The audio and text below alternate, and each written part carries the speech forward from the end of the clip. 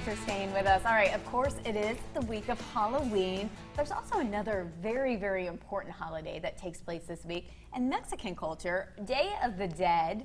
And we're going to celebrate it because it's not exactly what you think. It's a good occasion. It's a fun occasion. And the Bluegrass Youth Ballet is helping us celebrate.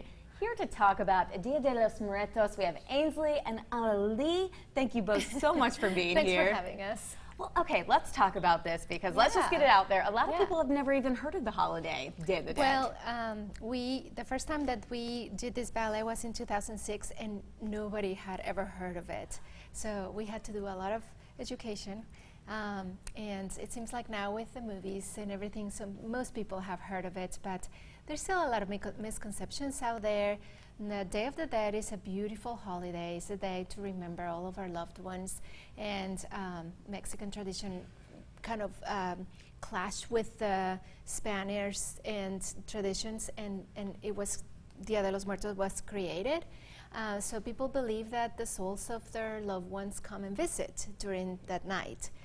First the souls of children and then adults. So people decorate graves and they create altars like ofrendas, where they put like lots of beautiful colorful things like flowers and papel picado and like food, things that their loved ones would have recognized, and that way they can like come and visit.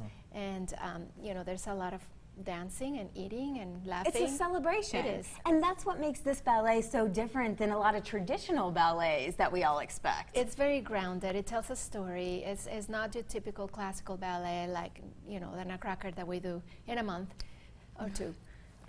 So it tells a story in a small village in Mexico. It's very touching. You laugh, you cry. You want to dance with everybody. It's very, very earthy, very grounded. And colorful. Yes. So I have never been to a ballet, so this will be my first when I go to it. So I'm excited. Yes, please do. What kind of things should I expect and the rest of the audience expect if you've never been to a ballet before?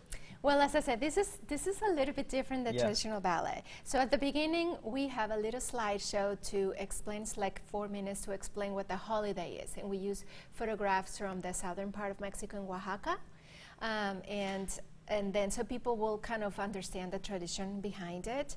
And then we start with an Aztec dance, and then we start with the story. And Ainsley is the mother of Estelita.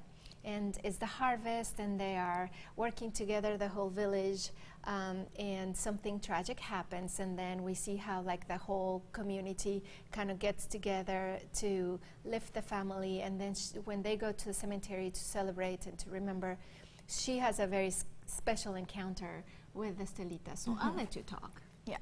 So I'm the mother, and I'm the mother of the main character, Estelita. And it's been very difficult because I have to create this connection with this daughter, and it's been very emotional, but also like special and very fun to work with her. And I just think this ballet is very wonderful, and there's a lot of emotion. Well, tell us about that, because ballet does traditionally tell a story, and a lot of people don't understand the preparation it goes into becoming that character you are in the ballet. How do you prepare? Well, it's very difficult. We rehearse about 4 or 5 times a week, and I just have to prepare my character and just get into character, and it's very difficult, but it's also really fun, and yeah. And the music plays a huge role in that, and I think probably the different cadences and all that, does that bring out different steps and emotions? Yeah, the piece where I have the special encounter is very pretty. It has piano and an orchestra, and it's very touching, and it always brings out the waterworks with the audience. We also have live music. Oh, okay, that makes a big difference as well. Yes, 3 guitarists, a cellist, 4 vocalists, a keyboard player.